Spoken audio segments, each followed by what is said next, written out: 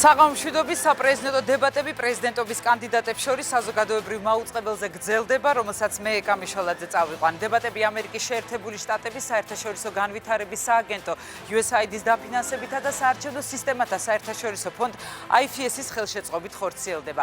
შეგახსენებთ, რომ გუშინ თქვენ უკვე მოусმინეთ პრეზიდენტობის 4 კანდიდატს, დღეს საღამოს კი საქართველოს საარჩევნო კანონმდებლობით გათვალისწინებული კვალიფიციური საარჩევნო სუბიექტების მიერ დასახელებულ კიდევ 3 კანდიდატს მოусმენთ. რადგან დემოკრატიული მოძრაობა ერთიანი საქართველოს კანდიდატმა ნინო ბურჯანაძე მიუხედავად იმისა, რომ საზოგადოებრივმა მაუწყებელმა მას მიანიჭა კვალიფიციური სტატუსი, რითიც მას დებატებში მონაწილეობის საშუალება მიეცა, უარი თქვა დებატებში მონაწილეობაზე. ახლა კი მე წარმოგიდგენ ჩვენს დღევანდელ სტუმრებს, პრეზიდენტობის კანდიდატებს, რომელთაც იმ რიგითობის მიხედვით დავასახელებ, რომელიც მათ 1 საათის წინ წილისყრით მიენიჭათ.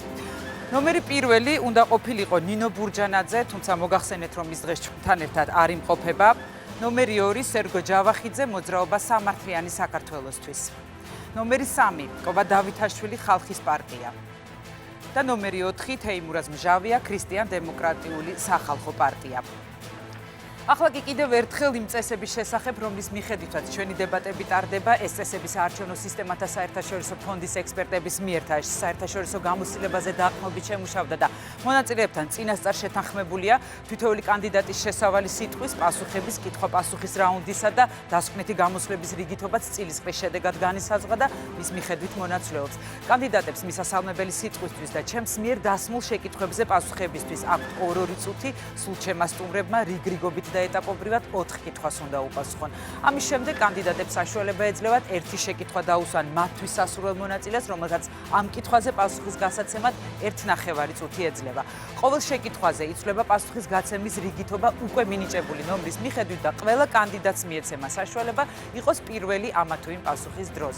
ბოლოს კი პრეზიდენტობის კანდიდატებს დამეტებით კიდევ 2 წუთი დასკვნითი შემაჯამებელი სიტყვისთვის ექნებათ. დროის ათვლა მოხდება ეგრეთ წოდებულ ტაიმერზე, რომელიც კანდიდატებს მიანიშნებს, რომ პასუხისათვის განკუთვნილი დროის ამოწურვამდე 10 წამი რჩება. შემდეგ კი გაიჟღერებს დასრულების სიგნალი და მოპასუხეს მიკროფონი გაეთიშება. მე კი კითხვაზე საპასუხოდ უკვე შემდეგ კანდიდატს მოვიწვევ. იმ შემთხვევაში თუ რომელიმე კანდიდატმა მოპასუხეს შეაწყვეტინა, მას მოაკლდება დაკარგული დრო და ეს დრო დაემატება მოპასუხეს.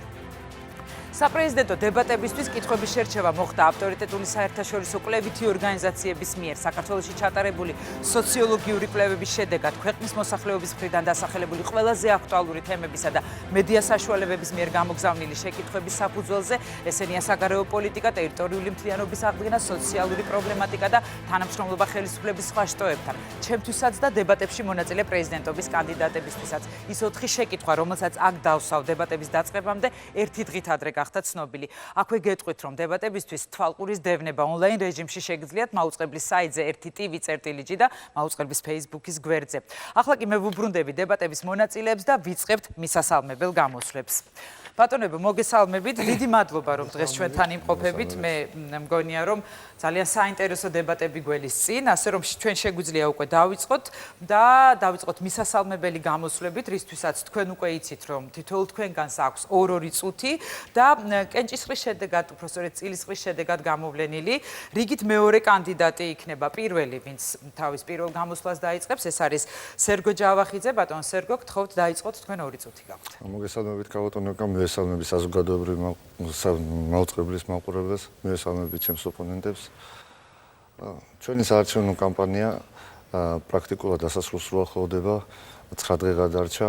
მე ვფიქრობ, რომ არ ვიქნები ახლა ორიგინალური, იმიტომ რომ ისედაც ყველამ დაინახა, რომ ჩვენი კამპანია ყველასგან განსხვავებული იყო და მეც განსხვავებული კანდიდატი ვიყავი. იქიდან გამომდინარე, რომ ამის თქმის საშუალებას მაძლევს ჩემი პოლიტიკური წარსული, ნაკლები გამოცდილება პოლიტიკაში, მაგრამ მეტი დამოკიდებულება უფრო პრაგმატული ხედვებით და მე ვფიქრობ, რომ ჩვენ ეს დავანახეთ არა მარტო ჩვენი საარჩევნო კამპანიის წარმოებით მოსახლეობას, არამედ ჩვენ ეს დავანახეთ ჩვენი სარეკლამო რგოლებითაც. ჩვენ კამპანიაში არ ყოფილა ოპონენტების შეცდომების მით უმეტეს კრიტიკის თმენა პოლიტიკოსებს აუცილებლად უნდა გქონდეთ, მაგრამ ჩვენ არ გავიკრიტიკებია და ვცდილობდით მაქსიმალურად ყოფილიყავით კორექტულები ჩვენი ოპონენტების მიმართ. ჩვენ ვიყავით მაქსიმალურად ორიენტირებული მასზე, რომ გვეჩვენებია დღევანდელი ხელისუფლებისათვის, რომ ხელისუფლების ყველაზე მთავარი საზრუნავი ეს არის ადამიანი და ჩვენი გამარჯვების ან დამარცხების შემთხვევაშიც ჩვენ მიგვაჩნია, რომ ეს ნაბიჯი იყო აბსოლუტურად სწორი, რომ სახელმწიფოს ნომერ პირველი საზრუნავი და უპირველესი საზრუნავი ყოფილიყო მისი მოქალაქე. ასევე დავამატებ ერთ საკითხსაც, რომელიც ჩემთვის არის უმნიშვნელოვანესი და ძალიან მინდა რომ საზოგადოებამ ზუსტად ასე შეხედოს ამ არჩევნებს, იმიტომ რომ ჩვენ ნახეთ არჩევნებში მონაწილე პოლიტიკური სუბიექტები, ნახეთ პრეზიდენტობის კანდიდატები, რომელსაც საზოგადოება უყურებს 20 წლის განმავლობაში, ჩვენ ნახეთ მონაწილეობს არჩევნებში ის პოლიტიკური გუნდი, რომელიც 9 წელია მართავდა ქვეყანას, ჩვენ ნახეთ პოლიტიკური გუნდი, როგორ კამპანიას ატარებს, რომელიც უკანასკნელი 1 წლის განმავლობაში ირებს მართავს ქვეყანას და აქვს მას ძალაუფლება და მე მინდა ვთქვა, რომ მე მინდა ეს არჩევნები იყოს რეფერენდუმი და საზოგადოებამ შეაფასოს ეს არჩევნები და შედეგები იყოს ზუსტად ისეთი, რა დამოკიდებულებაც აქვს უკანასკნელ 20 წელთან საზოგადოებას, უკანასკნელ დიდი მადლობა ბატონო სერგო, თქვენ გამოიყენეთ უკვე თქვენი 2 წუთი და შემდეგი კანდიდატი ბატონი კობა დავითაშვილი იქნება, ვინც მიმართავს თავის ამორჩეველს. შესავალი სიტყვით დაიწყეთ ბატონო კობა. 42 წლისა ვარ. 25 წელია ვარ პოლიტიკაში, მათ შორის არჩევით ორგანოებში 15 წელია და ჩემთვის 27 ოქტომბერი არის ჩემი განვლილი ცხოვრების შეფასების შესაძლებლობა. მე მინდა ვთხოვო საზოგადოებას აირჩიოს საქართველოს პრეზიდენტი განვლილი ცხოვრების მიხედვით და ყველას მისცეს შეფასება. მე შეიძლება ბევრი არაფერი გამიკეთებია, მაგრამ თუ რამ გამიკეთებია ალბათ გემახსოვრებათ, ეს იყო გაყინული პენსიის დაბრუნება თავის დროზე. სხვათა შორის ჯანდაცვის საყოველთაო დაზღვევის იდეა და ასევე სკოლებში სახელმძღვანელობის დარიგება უფასოდ ჩვენ საარჩევნო პროგრამის ნაწილს შეადგენდა, მაშინ მე და ბატონი სერგო ერთად ვიყავით ერთ საარჩევნო ბლოკში. მიხარია რომ ჩვენი იდეები დღეს ხორციელდება, არა ისე და არა იმ დოზით, როგორც სასურველი იყო. მე ერთგული ვრჩები ჩემი წინა საარჩევნო დაპირებების და მახსოვს ის დაპირებების, რომელიც დაივიწყა იმ პოლიტიკურმა ძალებმა, რომლებიც იძლეოდნენ ამ დაპირებებს. ანაბრების დაბრუნება, პენსია სტაჟის და დამსახურების მიხედვით, მცირე მეწარმეებისთვის ფიქსირებული გადასახადი, სამართლიანობის აღდგენა, უმუშევრობის შემცირება, ყველა ის საკითხი, რომელიც მნიშვნელოვანი იყო საზოგადოებისთვის და რომელსაც პირდებოდნენ პოლიტიკოსები წლების მანძილზე, მოდიოდნენ ხელისუფლებაში და ავიწყდებოდათ. მე არ ავიწყდებოდა და ამ პროგრამული დებულების შესასრულებლად მივდიოდი ოპოზიციაში, არ გავრბოდი ქვეყნიდან და ვიბრძოდი იმისთვის, რომ ხალხს მიეღწია სასურველი შედეგისთვის. რამდენად წარმატებული აღმოჩნდა ეს, საზოგადოების განსაჯელია, საზოგადოებისთვის დამინდია. მირჩევნია საზოგადოებამ შეაფასოს ეს, ვიდრე მე. მე არ ვიქნები ალბათ ობიექტური მსაჯული. დროს დავზოგავ და დავუთმობ სხვას. დიდი მადლობა ბატონო კობა. თქვენ დაგვრჩათ კიდევ 14 წამი, თუმცა ეს დრო მაინც თქვენ გრჩებათ. შესაბამისად უკვე გადავდივართ შემდეგ კანდიდატზე, ბატონი თეიმურაზ მჟავია იქნება შემდეგი, ვინც მიმართავს საკუთარ ამორჩეველს. შესავალი სიტყვის უფლება. მესალმების საზოგადოებას. მე მინდა მადლობა მოვახსენო ყველა იმ ჩემს მეგობარს, რომელმაც დობა გამომიცხადა. მინდა მადლობა მოვახსენო ქრისტიანულ-დემოკრატიულ სახალხო პარტიას, მე მინდა მადლობა მოვახსენო ქართულ საზოგადოებას, რომელმაც მოთმინებით მოისმინა ჩემი პროგრამა. მე მინდა განსაკუთრებული მადლობა უთხრა დევნილ მოსახლეობას, რომელსაც მიეცა შესაძლებლობა საკუთარი ნება დააფიქსიროს იმ პოზიციასთან მიმართებაში, რომელიც მე წარვადგინე და რომელიც უნდა დააფიქსიროს არჩევნების პირობებში. და აღნიშნო ის გარემოება, რომ აი ამ საარჩევნო პროცესში შეიქმნა ახალი ვითარება, რომელსაც ალბათ გვერდს ვერავით არ შემთხვევაში ვერაული, ვინაიდან თითოეული ჩვენთაგანი საუბრობს სამართლიანობაზე და ამ სამართლიანობასთან მიმართებაში ხშირად მწყრელად არიან და ამის გამოხატულებას წარმოადგენდა ის გუშინდელი და გუშინწინდელი პრეცედენტები, როდესაც ვერ მოექცნენ სამართლიანად ხელისუფლების წარმომადგენლები ჩემს კოლეგებს საპრეზიდენტო კანდიდატებს და ეს არის ის პრაქტიკა, რომელზედაც აუცილებლად ვარი უნდა ვთქვათ ჩვენ. გარდა ამისა, მე მინდა ვისარგებლო მონიჭებული შესაძლებლობით და გამოვთქვა სინანული იმის გამო, რომ ჩვენი კოლეგებიდან მრავალს არ უწევს და ვერ მოუწია არ აქვს შესაძლებლობა იმისა, რომ მიმართოს ჩვენ საზოგადოებას და განაცხადოს იმ დებულებების შესახებ, რომელიც საარჩევნო პერიოდში მისთვის და ამომრჩევლისთვის საინტერესოა. დაასრულეთ ბატონო. დიდი მადლობა ყველას და ეხლა მე შეგახსენებთ რომ უკვე გადავდივართ შეკითხვებზე, რომელსაც მე დაგისვავთ თქვენ ამ შეკითხვებს.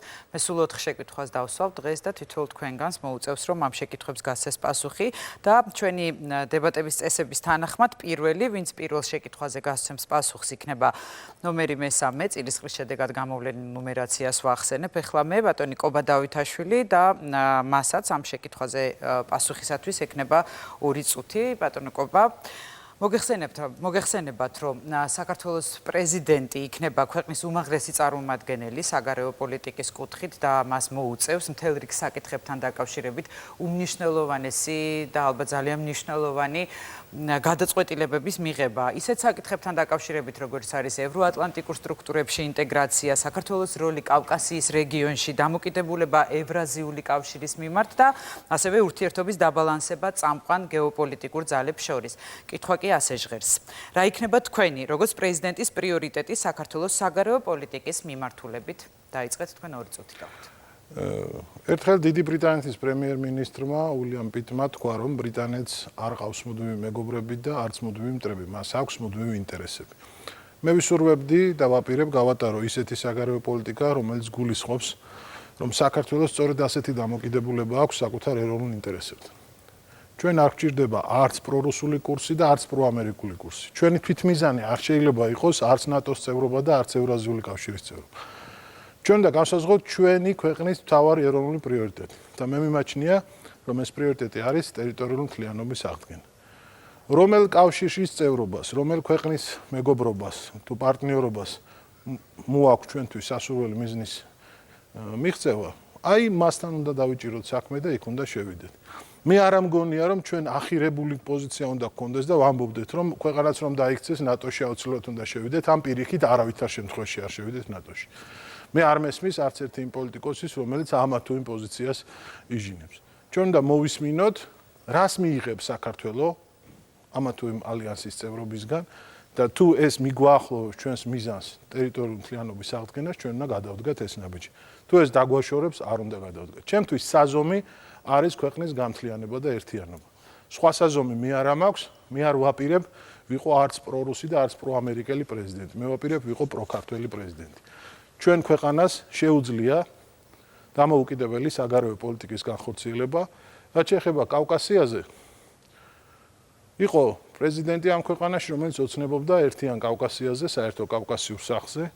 მან ალბათ დროს გაუსწრო და ვერ განახორციელა თავის მიზანი, მაგრამ არ ამგონია, რომ ჩვენ ამ მიზანზე უარი უნდა ვთქვათ.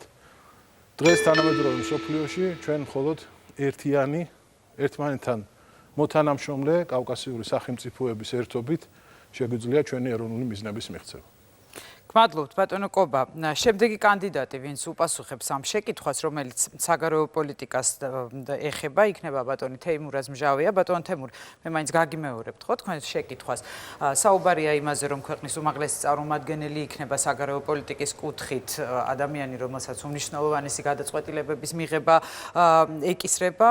ეს არის ევროატლანტიკურ სტრუქტურებში ინტეგრაცია, ეს არის საქართველოს როლი კავკასიის რეგიონში, ეს არის დამოკიდებულება ევრაზიული კავშირის მიმართ და ურთიერთობის დაბალანსება წამყვან გეოპოლიტიკურ ძალებს შორის. შეკითხვა კი ასეთია, რა იქნება თქვენი როგორც პრეზიდენტის პრიორიტეტი საქართველოს საგარეო პოლიტიკის მიმართულებით? დაიწყეთ თქვენს 2 წუთი გავთ. როდესაც განისაზღვრება საგარეო პოლიტიკური კურსი, ალბათ უპირველეს ყოვლისა უნდა ჩავიხედოთ იმ მდგომარეობაში, რომელშიაც იმ რეალურ ვითარებაში, რომელშიაც ესა თუ ის სახელმწიფო და ამ შემთხვევაში საქართველო იმყოფება.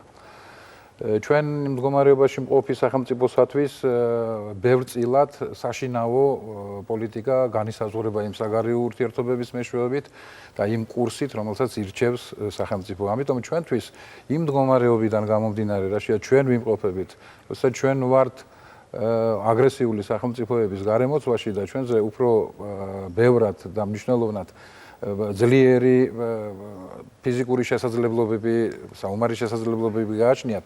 ჩვენთვის მნიშვნელოვანია დავიჭიროთ კავშირი იმ გაერთიანებებთან, რომელთაც შეუძლია უზრუნველყონ ჩვენი თავდაცვითი პოტენციალი.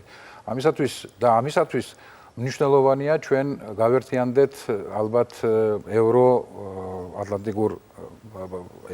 ევროატლანტიკურ სტრუქტურებში.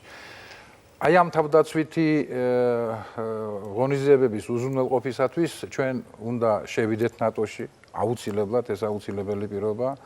ჩვენ უნდა დავამყაროთ ორმხრივი ურთიერთობები დასავლეთის სახელმწიფოებთან და აუცილებლად უნდა გავსაზღვროთ, ესე იგი ჩვენი როლი და ადგილი კავკასიურ ერთობაში, აუცილებლად უნდა მოვახდინოთ საქართველოს კავკასიური პოლიტიკის აქტუალიზაცია და წარმართოთ, ესე იგი წარმატებული სამეზობლო პოლიტიკა რეგიონში. მე ვფიქრობ, რომ ჩვენს წინაშე არსებული ამოცანა ეს არის დეოკუპაცია და აქედან გამომდინარე საქართველოს ტერიტორიული გამთლიანება უპირობოდ მიგვითითებს იმაზე, რომ ჩვენ აუცილებლად უნდა ვიყოთ დასავლეთში, ჩვენ უნდა ვიყოთ ევროატლანტიკურ სტრუქტურებში. გმადლობთ ბატონო თეიმურას და სერგო ჭავახიძე გვიპასუხებს უკვე ამ შეკითხვაზე. ბატონო სერგო, რა იქნება თქვენი როგორც პრეზიდენტის პრიორიტეტი საქართველოს საგარეო პოლიტიკის მიმართულებით? მე შემიძლია ეს გადაწყვეტილებები ჩამოგითვალოთ თუ გნებავთ. დაიწყეთ მაშინ 2 წუთი გაქვთ. ჩვენი ხედვით და პირადად ჩემი ხედვით ძალიან პატარა თეზისია, პატარა აქსიომა, რომელიც ჩვენ ქვეყანას ახლა დღის წესრიგში უდგას. ეს არის რომ ჩვენ ვართ რუსეთის მეზობელი, ამერიკაა ჩვენი სტრატეგიული პარტნიორი, ხოლო ჩვენ ვართ ევროპის ნაწილი. ის რომ ჩვენ ევროპის ნაწილი ვართ, ეს არის ძალიან მნიშვნელოვანი და ძალიან ყურადსაღები. გაპრეზიდენტების შემთხვევაში მე აუცილებლად დავარწმუნებ ევროპელებს, რომ საქართველოში მშვიდობა ნიშნავს ევროპაში მშვიდობას. ამიტომ ევროპა და ევროინტეგრაცია და ევროპელების ჩარევა იმ ჩვენ ტრაგედიაში, რაც ქვეყანას ჭირს, ეს არის ერთ-ერთი უმნიშვნელოვანესი საკითხი. ჩვენ ვფიქრობთ, რომ ალბათ ჩვენი სტრატეგიული პარტნიორი ამერიკამაც უნდა მიიღოს დიდი მონაწილეობა და მედიატორობა გაგვიწიოს იმ პრობლემაში, რა პრობლემაც ქვეყანას ტერიტორიული მთლიანობის აღდგენის კუთხით უდგას. თუმცა რუსეთის მეზობლობაზე, რომელსაც პირველ რიგში ჩვენ ყოველთვის ვლაპარაკობდით და ყველას კარგად გვესმის, რომ საქართველოს ატლანტიკის ოკეანის იქეთ არავინ არ გადაიტანს, ჩვენი მოსაზრება რადიკალურად განსხვავებულია, როგორც სამეზობლო პოლიტიკის გატარების კუთხით. იქიდან გამომდინარე, რომ დღეს რუსეთმა რაც უფრო ნაკლებად მიდის ქვეყანაში ანტირუსული პროპაგანდა, მით უფრო ქმედებას უკუქმედება მოყვება და პირიქით ოკუპაცია და ის ზეწოლები გრძელდება. მე მგონი დღესაც ყველამ საზოგადოებამ კარგად დაინახა აფხაზეთისა და ოსეთის საბაჟო კავშირში გაწევრიანების სახით. ჩვენს გარშემო რკალი იკვრება. მე ვფიქრობ, რომ აუცილებლად უნდა შეწყდეს ყოველგვარი კომუნიკაცია რუსეთთან, პირდაპირ კომუნიკაციას გულისხმობ და აუცილებლად უნდა გადავდგათ ადეკვატური ნაბიჯები და დავებრუნოთ ის ღირსება და არ უნდა მივცეთ რუსეთს უფლება, რის უფლებასაც ჩვენ არ მოგცემდა რუსეთი. მაგალითად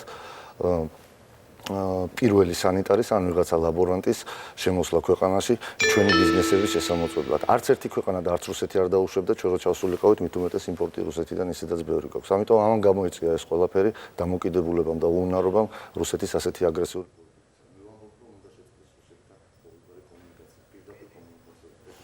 დასრულდა თქვენი დრო და აღარ ისმის უკვე თქვენი ხმა ბატონ სერგო.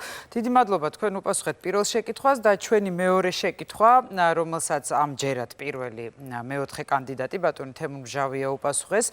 ამ დროისათვის აფხაზეთისა და ცხინვალის რეგიონები ოკუპირებულია, ათასობით ქართველი იძულებით გადაადგილებულია, მიმდინარეობს მავთულხლართების გავლება, რაც კიდევ უფრო ზღუდავს ადამიანების გადაადგილების შესაძლებლობას. შეკითხვა კი ასე ჟღერს, რა სტრატეგია გექნებათ თქვენ, როგორც პრეზიდენტ საქართველოს ტერიტორიული მთლიანობის აღსადგენად? დაიწყეთ თქვენ 2 წუთი გაქვთ.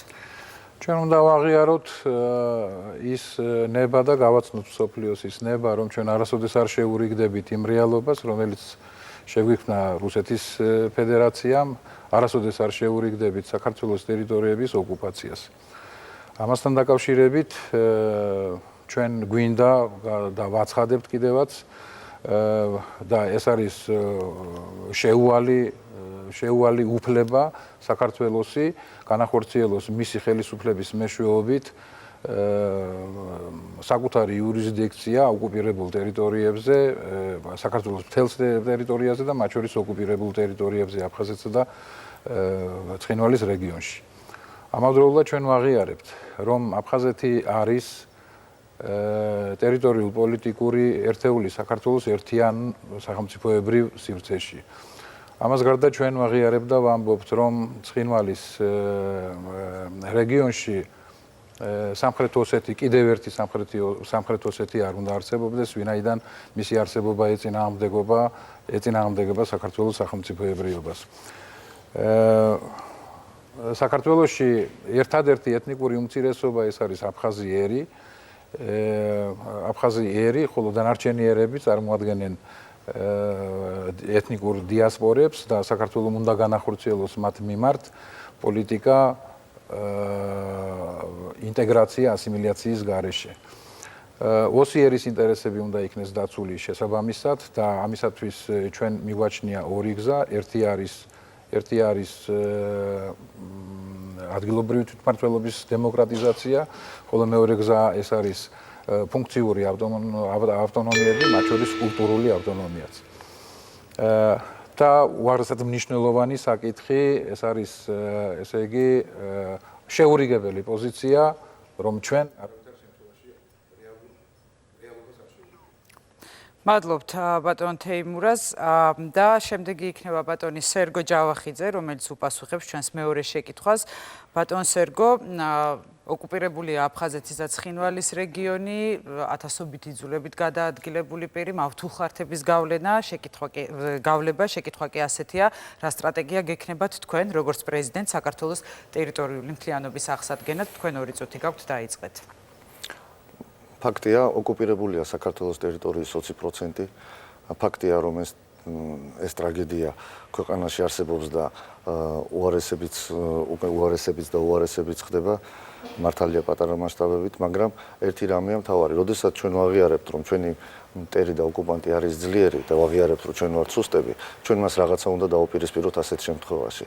ჩვენ ვერ დაუპირისპირებთ ძალას ამ შემთხვევაში და ძალიან კარგად გვესმის, რომ თუნდაც ძალით მოგვარდეს ეს პრობლემა და დახმარება გაგვიწვიოს ვინმემ, ჩვენ ვერ დავებრუნებთ აფხაზი და ოსი ძმების ნდობას. აქედან გამომდინარე, აქ მეთოდები ცოტა სხვა მიმართულებით უნდა იყოს გამოყენებული და ეს არის პირველ რიგში ქვეყანა უნდა გახდეს მიმზიდველი, ქვეყანა უნდა გახდეს ეკონომიურად განვითარებული, ქვეყანაში უნდა იყოს მაღალი დონის განათლება, ქვეყანაში უნდა იყოს მაღალი დონის ჯანდაცვა. ჩვენ უნდა შევქმნათ ისეთი გარემო ქვეყანაში, რომ თვითონ გაუჩნდეთ სურვილი აფხაზ და ოს მეგობრებს ჩვენთან ურთიერთობის. ჩვენ რასაც ხეხლა ვხედავთ, პირიქით, წეღანაც თქვი, ჩვენს გარშემო რკალი ვიწროდება და ცდილობენ აფხაზების და ოსების პარტნიორობა და საქმე დაიჭირონ სხვა პარტნიორებთან, ვინც გაცილებით ჩვენზე ძლიერია და გაცილებით ჩვენზე მიმზიდველია. ისევ გზა გადის ევროკავშირში ინტეგრაციაზე, ისევ გზა გადის ქვეყნის განვითარებაზე და რაც თავარია, მინდა ყველას კარგად ესმოდეს. დღევანდელ საქართველოსთან ეს არის ფაქტი, რომ ხალხი გარბის და მიდიან, ტოვებენ ქვეყანას, სხვაგან იწყებენ მუშაობას და ამ ფონზე როგორ შეიძლება ჩვენ ველაპარაკო და როგორ შეიძლება გქონდეს იმედი აფხაზი და ოსი ძმების დაბრუნების და მათთან ნდობის აღდგენის. აქედან გამომდინარე, მე ვფიქრობ, რომ ქვეყანამ უნდა დაუთმოს დიდი დრო და დიდი რესურსი ქვეყნის განვითარებას და უფრო მაღალ საფეხურზე ასვლას, რათა ეს პრობლემა მოგვარდეს. მადლობთ, თქვენ დრო კიდევ დაგრჩათ. თუ დაასრულეთ, შემდეგ კანდიდატზე შემიძლია მაშინ გადავიდეხოთ. დიდი მადლობა და ბატონი კობა დავითაშვილი უპასუხებს უკვე ამ შეკითხვას. ოკუპირებული აფხაზეთი და ცხინვალის რეგიონი, იძულებით გადაადგილებულები, მავთულხლართების გავლენა, რაც კიდევ უფრო ზღუდავს მოსახლეობის თავისუფალ გადაადგილებას და შეკითხვას მაინც გაგიმეორებთ, რა სტრატეგია გექნებათ თქვენ, როგორც პრეზიდენტ საქართველოს ტერიტორიული მთლიანობის აღსადგენად. დაიწყეთ ბატონ კობა, 2 წუთი გაქვთ. როდესაც ჩვენ არ შეგვიძლია შევცვალოთ სხვა, უნდა შევცვალოთ ჩვენ თვითონ და უნდა მოვახერხოთ ჩვენ თავში ამის ძალის პოვნა. ჩვენი მთავარი პრობლემა ჩვენ შიგნითაა. სამარცხვინა, როდესაც ქვეყნის პოლიტიკური სპექტრი იყოფა პროამერიკულ და პრორუსულ პოლიტიკურ ძალებად. მიმაჩნია, რომ აუცილებელია პროქართული მთავრობის და პროქართული ხელისუფლების ფორმირება, რომელიც დაელაპარაკება ქვეყნის სახელით ყველა ქვეყანას. დღეს ჩვენი სახელით ლაპარაკობს ყველა, ვისაც არ ეზარება და კონკრეტულ დივიდენდსაც ღებულობს. მე მახსოვს თვალწრებლიანი ევროპის ლიდერები 2008 წელს შემდეგ მშვენივრად გაურიგდნენ რუსეთს. გერმანიამ გაზის კონტრაქტი მიიღო, საფრანგეთმა სამხედრო გემების, ამერიკის შეერთებულმა შტატებმა ავღანეთზე გამოვალი გზა, ყველა მივაჭრა საქართველოს სახელით და ყველა მიიღო კონკრეტული შედეგი საქართველოს გარდა. ამიტომ ჩვენ თავი უნდა დავანაბოთ პროამერიკელი ან პრორუსი ლიდერების არჩევას ჩვენი ხელისუფლების უმაღლეს ორგანოებში. ჩვენ უნდა ავირჩიოთ ლიდერები, რომლებიც ემსახურებიან ხალხს და ანგარიშვალდებული არიან საკუთარი ხალხის წინაშე. თუ კი პოლიტიკოს განცდა აქვს, რომ მისი გაპრეზიდენტება, მისი ხელისუფლებაში მოსვლა უცხოეთიდან მხარდამჭერით მოხდა და არა საკუთარი ხალხის ნებით, ის ემსახურება იმ სხვა სახელმწიფოს და არა საკუთარ ხალხს. მიმაჩნია, რომ ყველა პოლიტიკურ ძალას უნდა კონდეს შესაძლებლობა თავისი პოზიცია დააფიქსიროს. მე მიმართავდი პროამერიკელებს და ვთხოვდი ვაშინგტონში წასვლას, პრორუსებს მოსკოვში და მოვითხოვდი მათგან კონკრეტულ გეგმას. როგორ წარმოუდგენიათ ქვეყნის მთლიანობის აღდგენა ამა თუ იმ დიდ სახელმწიფოს და რომელიც უფრო რეალურ შეთავაზებას გააკეთებდა, იმ მხარეს გადაიხრებოდა ქართული პოლიტიკა, ისეთი მთავრობა შეიქმნებოდა, ოღონდ მეორე მხარეში შენარჩუნებული იქნებოდა ოპოზიციაში და თუ ის დიდი იმპერია, რომელიც რამეს დაგვირდებოდა ჩვეულებისამებრ, გატეხდა საკუთარ სიტყვას, მაშინ იმ წუთში უნდა შეიცვალოს მთავრობა და მოვიდეს საპირისპირო მიმართულების მთავრობა. რაც უფრო ხშირად შეიცვლება ასე მთავრობები, იმით უფრო მადლენ მივახცეთ ტერიტორიული მთლიანობის აღდგენას. გმადლობთ.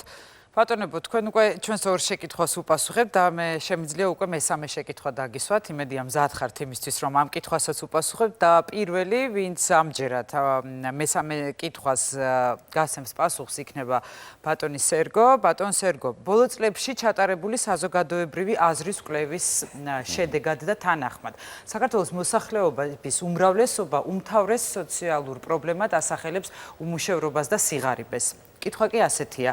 როგორ აპირებთ სიღარიბის დაძლევას და უმუშევრობის პრობლემის მოგვარებას პრეზიდენტისთვის განსაზღვრული უფლებამოსილების ფარგლებში? შეგიძლიათ დაიწყოთ 2 წუთი გაქვთ ისევ.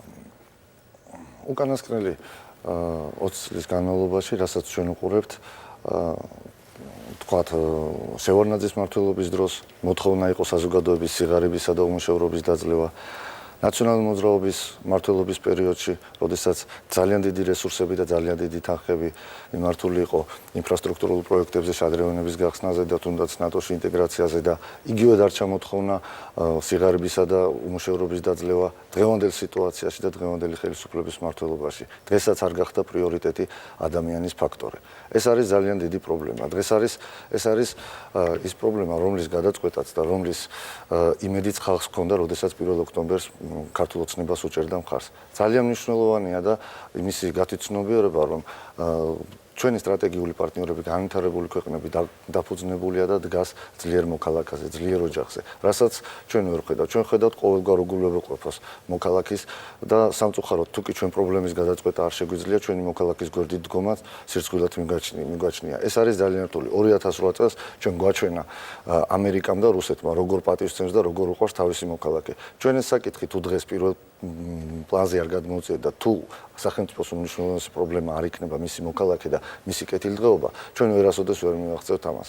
მე ჩემი გაპრეზიდენტების შემთხვევაში მე ვიქნები იმის ინიციატორი, რომ გამოიჩინოს სახელმწიფომ პოლიტიკური ნება და მთელი თავისი რესურსი, მთელი თავისი შრომა და ენერგია მოახმაროს მხოლოდ და მხოლოდ ადამიანების კეთილდღეობას. აქ არის ძალიან ბევრი საკითხი, თუ კი ჩვენ გვინდა უმუშევრობის დაძლევა, რა თქმა უნდა, უცხოური ინვესტიციებისთვის გარემოს შექმნა, რა თქმა უნდა, აუცილებელია შეიქმნას გარემო კერძო ბიზნესისთვის და დაცული იყოს იგი და რა თქმა უნდა, აუცილებელია საშუალო ფენის შექმნა ქვეყანაში, საშუალო და მცირე ბიზნესის განვითარება, რასაც მე აუცილებლად ხელს შევუწყობ და ამის პოლიტიკურ ნებას გამოაჩენიებ ხელისუფლებას.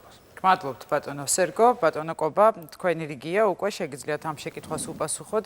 სიღარიბე და უმუშევრობა, რომელსაც მოსახლეობა მთავარ სოციალურ პრობლემად ასახელებს ხოლმე სოციოლოგიური აზრის კვლევის დროს, როგორ აპირებთ სიღარიბის დაძლევას და უმუშევრობის პრობლემის მოგვარებას პრეზიდენტისთვის განსაზღვრული უფლებამოსილების ფარგლებში? დაიწყეთ.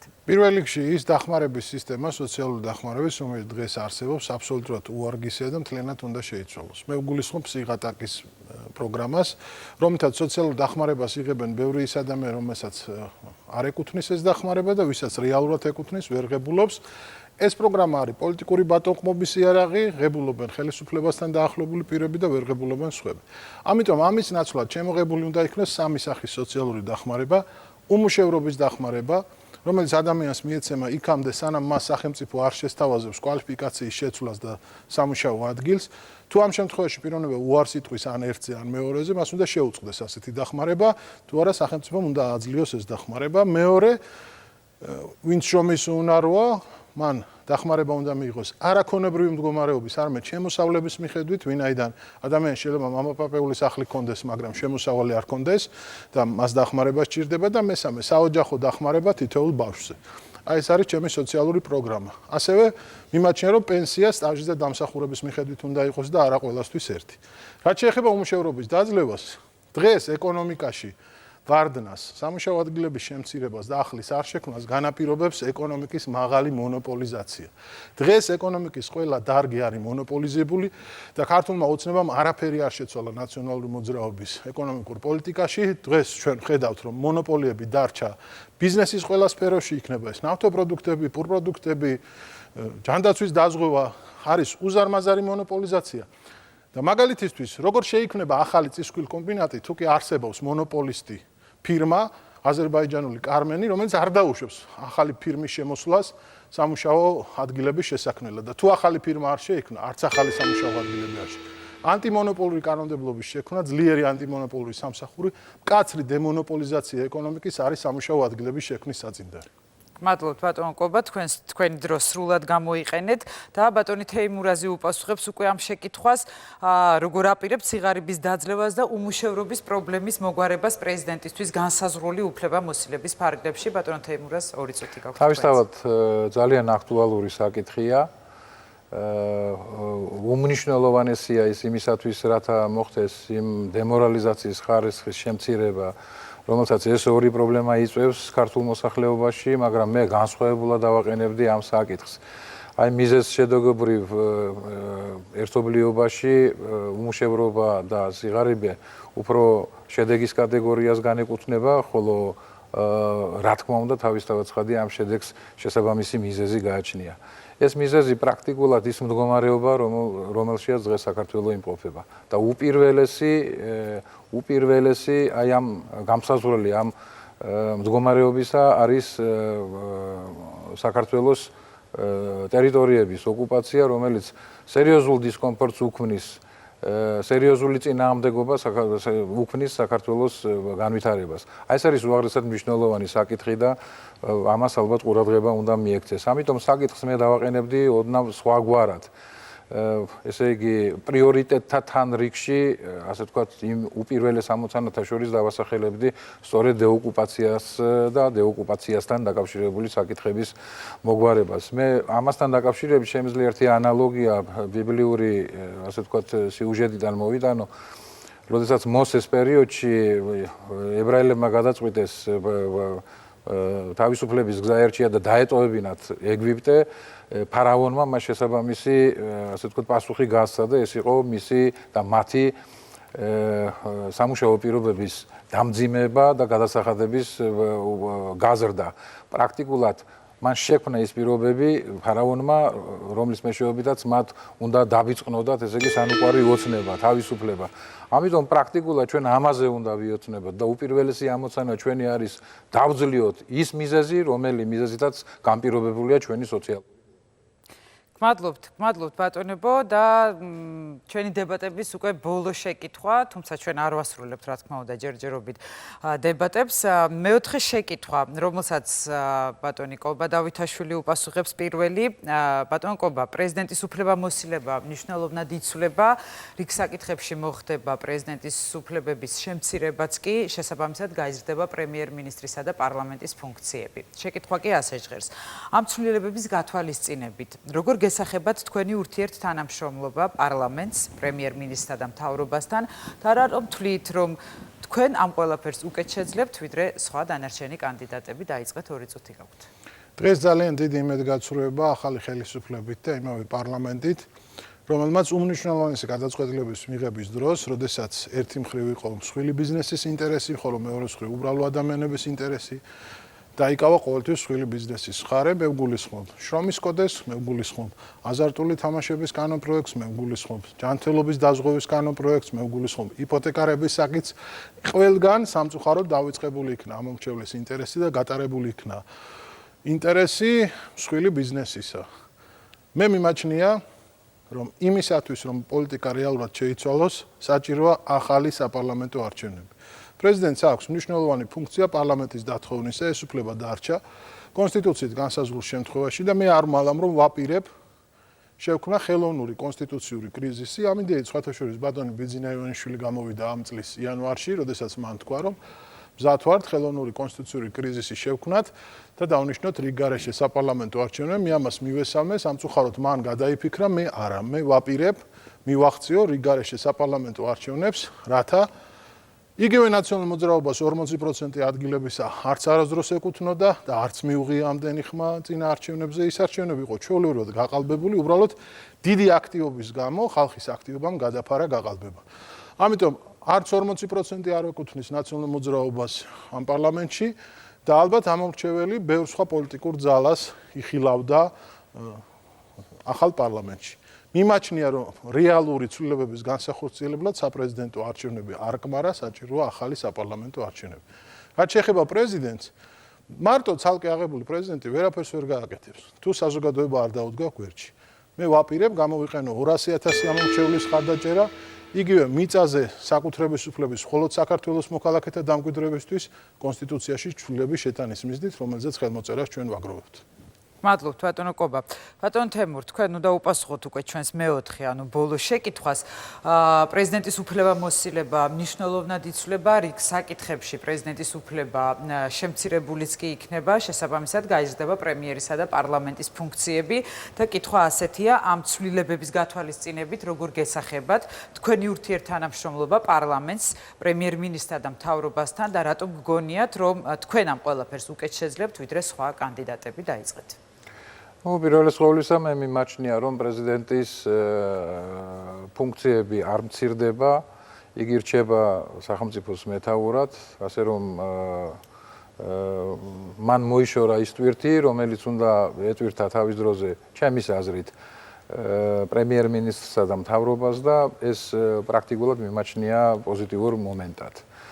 სამაგიეროდ პრეზიდენტს გააჩნია საკმაოდ დიდი არეალი ურთიერთობისა პარლამენტთან და პრემიერ-მინისტრთან, შესაბამისად მთავრობასთან, იმისათვის რათა აწარმოოს მონიტორინგი მათ საქმიანობაზე, გამოთქვა საკუთარი მოსაზრებები ამ საქმიანობასთან მიმართებაში, გამოთქვა შენიშვნები და აუცილებლობის შემთხვევაში უკვე პრემიერ-მინისტრთან შეთანხმებით გამოსცეს ის საკანონმდებლო აქტები, რომელიც პოზიტიური და რომელმაც პოზიტიური შედეგის გათვალისწინებით უნდა შეცვალოს რეალობა.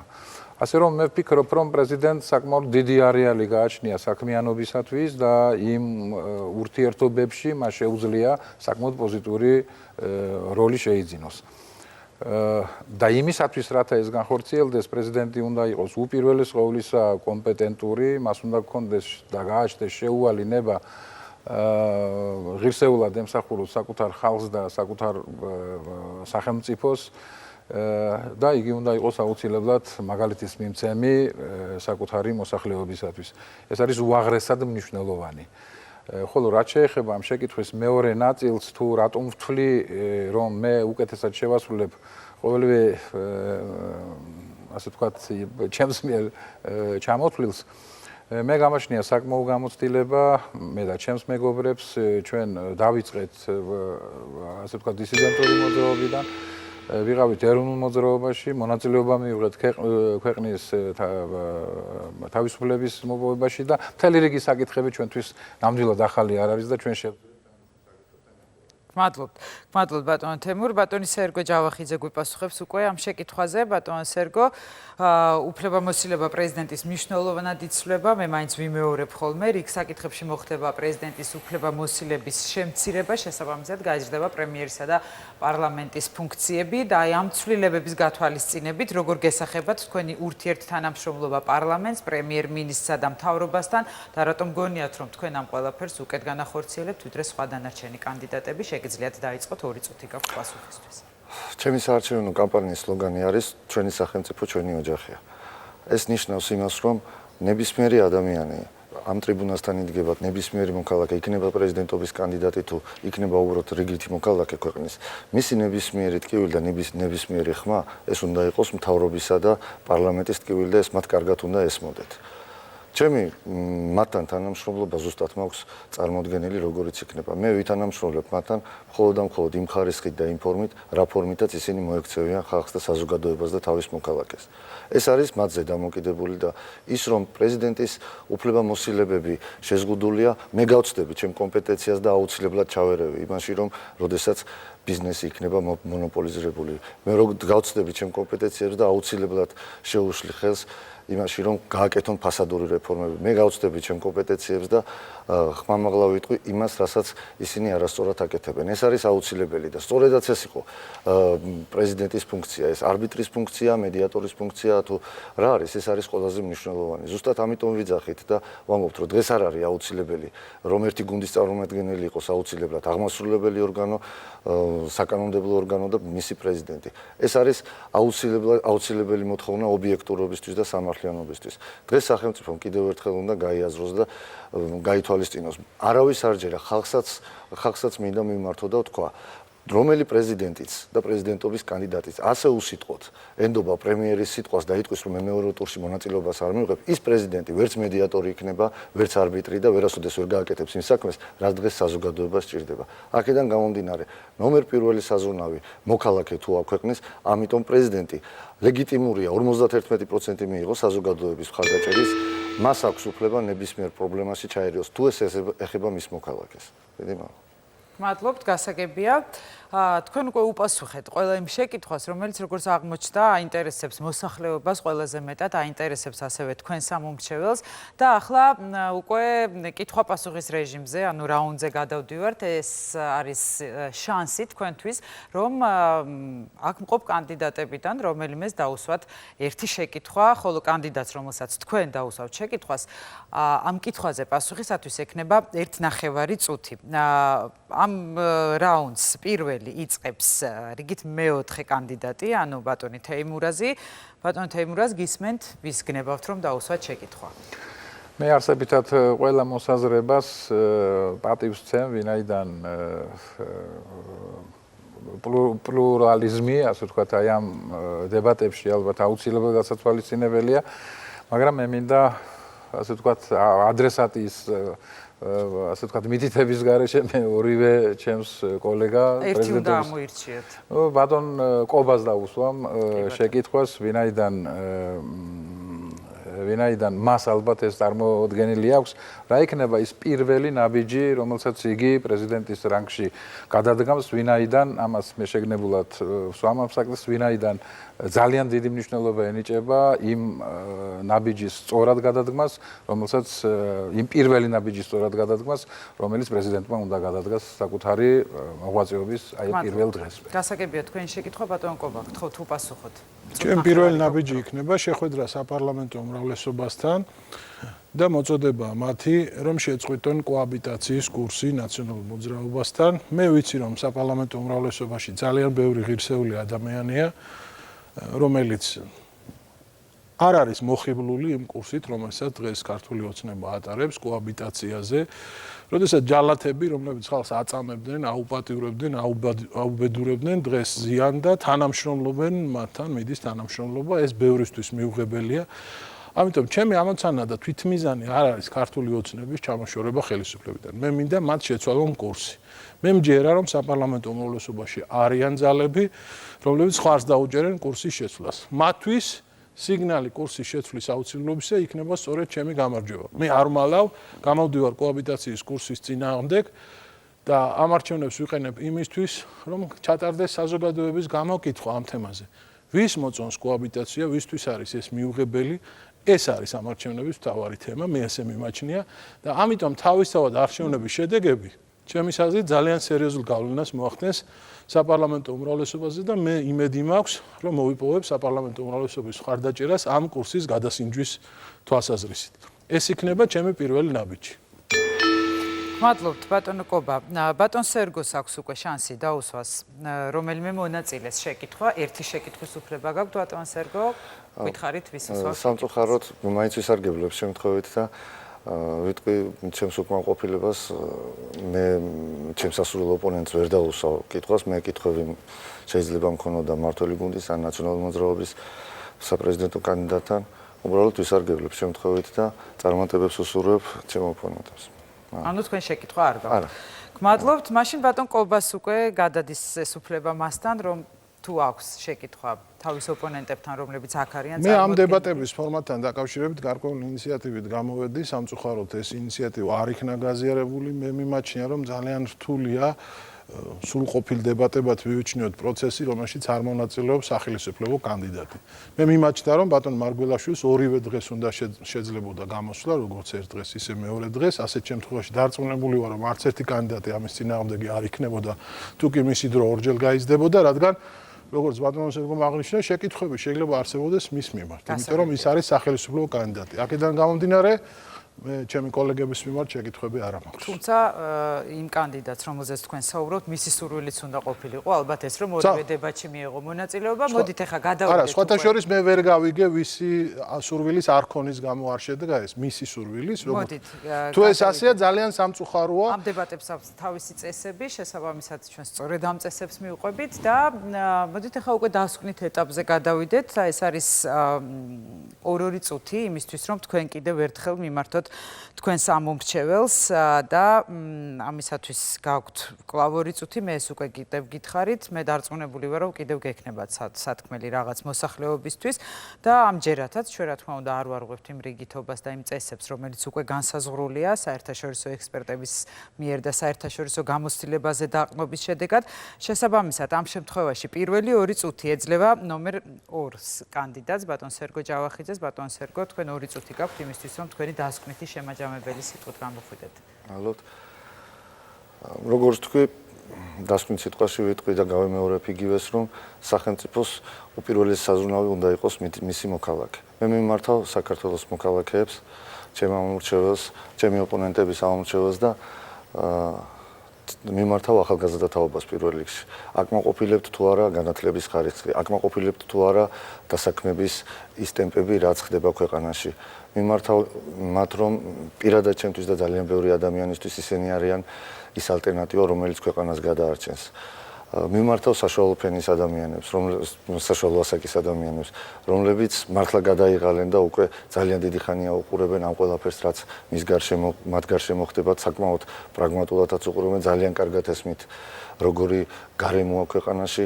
მიმართავ მოხუცებს და შევახსენებ, როდესაც არჩევნის გასაკეთებლად მივლენ, ერთხელ რომელიმე ხელისუფლების წარმომადგენელს შესთავაზონ, რომ როგორაა შესაძლებელი ერთ თვის განმავლობაში 150 ლარიანი პენსიით ცხოვრება და ამის შემდეგ მიიღონ გადაწყვეტილება ნებისმიერი ჩემი ოპონენტის სასარგებლოდ, ოღონდაც არა შანტაჟით, არა ვიღაცის მითითებით, არამედ თვითონ.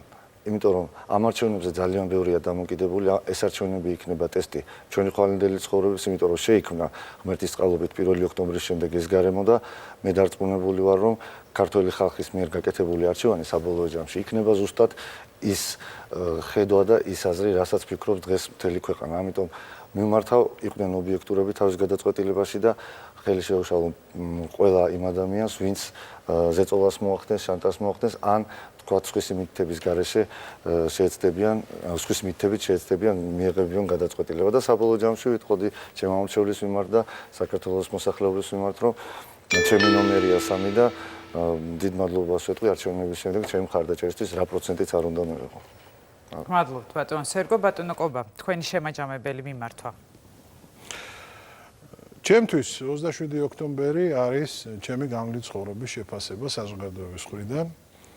მე ვიცხოვრე ისე, როგორც მასწავლეს ჩემმა მშობლებმა. რომ ქვეყანა პირველ ადგილზე უნდა იდგეს და პირადი ინტერესები მეორეს.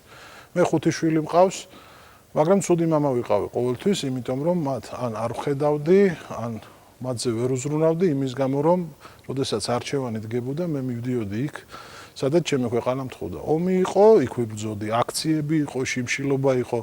რამდენჯერმე მკლავდნენ კიდეც და მიმაჩნია, რომ ეს იყო სწორად გავლილი გზა. შეცდომები იყო, მთავარი შეცდომა ნაციონალური მოძრაობის ხელისუფლებაში მოყვანა, ამას გულწრფელად ვნანობ. უბრალოდ მე მინდა ვკითხო საზოგადოებას. აი ხლა ხომ იყოფა, აი ჩვენ აქ წარმოგვადგინეს მეორე ლიგა. პრეზიდენტობის კანდიდატების გუშინ სოლიდური კანდიდატები გამოდივიდნენ და სოლიდურობა განისაზღვრება ესე. ესე იგი, ან მილიარდელი უნდა გიჭირდეს მხარს, ან რომელიმე დიდი სახელმწიფო, შეერთებული შტატები ან მინიმუმ რუსეთი მაინც, უნდა კონდეს ძალიან ბევრი ფული, შავი ჯიპების კარუსელი და პირადი დაცვა. და მაშინ ხარ სოლიდური კანდიდატი და თუ ეს ყველაფერი არა გაქვს და უბრალოდ გაქვს გული და ამ გული თუ დგები შენ ცხოვრებას და გადამწყვეტ მომენტში, როდესაც არჩევანის გაკეთება გიწევს, ქვეყანა თუ თანამდებობა ირჩევ ქვეყანას, ხალხი თუ თუნდაც სიცოცხლე ირჩევ ხალხს. ეს ყველაფერი არაფერს არ ნიშნავს. მე უბრალოდ ეს შეკითხვა მაქვს ხალხთან. მე მინდა 27 ოქტომბრის შემდეგ ჩემი ცხოვრების მეორე ნახევრის დაგეგმა და მაინტერესებს ხალხს მოვახმარო ისევ და ქვეყანას თუ ჩემ ოჯახს, რომელსაც მოვაკელი ეს ყურადღება. დაასრულეთ? დავასრულე. დიდი მადლობა ბატონო კობა. ბატონი თემურაზ მჟავია დაასრულებს უკვე აი ამ რაუნდს, ანუ შემაჯამებელი სიტყვა, ბატონ თემურ გთხოვთ დაიწყოთ. მე ვფიქრობ, რომ და ალბათ საზოგადოებაც იგივე აზრის არის, რომ საქართველოში ჩატარებულ არჩევნებს და ამ საპრეზიდენტო არჩევნებსაც მრავალი ხარვეზი გააჩნია, რომელიც აუცილებლად უნდა იქნეს დაძლეული. და უპირველეს ყოვლისა, ერთ-ერთი ხარვეზი, რომელსაც მე განსაკუთრებით მინდა ჩემი ყურადღება მივაპყრო, ეს არის, რომ აი ამ დებატებს მოკლებული არიან ჩვენი კოლეგები, რომლებიც არ არიან წარდგენილები კვალიფიციური საარჩევნო სუბიექტების მიერ და მათ არ ეძლებათ შესაძლებლობა იქონიონ უშუალო და ინტენსიური კონტაქტი საკუთარ ამორჩეველთან. ეს უდიდესი ხარვეზია, რომელსაც ალბათ გამოსწორება დაშირდება. მაგრამ არის ერთი პოზიტიური მომენტი, რომელიც მე დავინახე და მე მინდა ამ შემთხვევაში ჩემი დევნილი თანამემამულეების ყურადღება მივაპყრო ყოველივე ამას. თუკი განვლილ 20 წლეულში ისინი განიხილებოდნენ როგორც ამომრჩევლები, დღეს მათი წარმომადგენელი შეიძლება გახდეს არჩეული. ნუ ყოველ შემთხვევაში თეორიული შესაძლებლობა ამის არსებობს, თუმცა ამის დევნილების მხრიდან ამ სურვილის რეალიზაციის შემთხვევაში მათ შეუძლიათ მნიშვნელოვანი კორექტირება შეიტანონ ამაში. ეს არის უაღრესად მნიშვნელოვანი ფაქტი.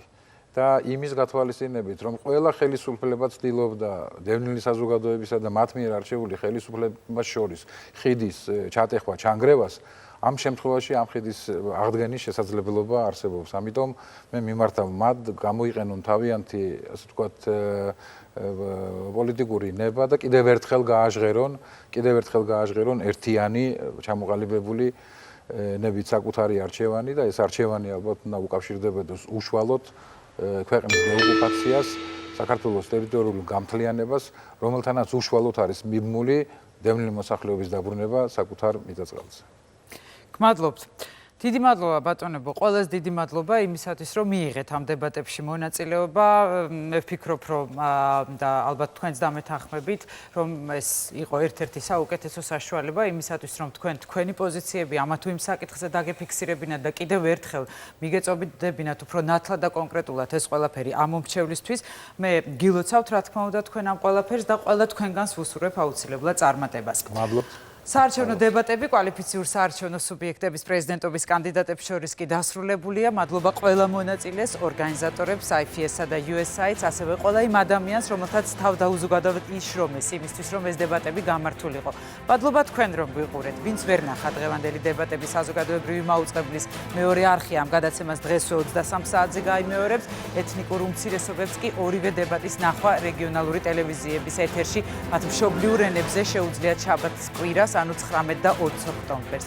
თქვენ კი გაგვიზიარეთ შთაბეჭდილებები საზოგადოებრივი მაუწყებლის Facebook-ის გვერდსა და ვებ გვერდზე 1tv.gy. დიდი მადლობა და იმედი გვაქვს, რომ ამ სტუდიაში გამოთქმული შეხედულებები 27 ოქტომბერს არჩევანის უკეთ გაკეთებაში დაგეხმარებათ. ნახვამდის.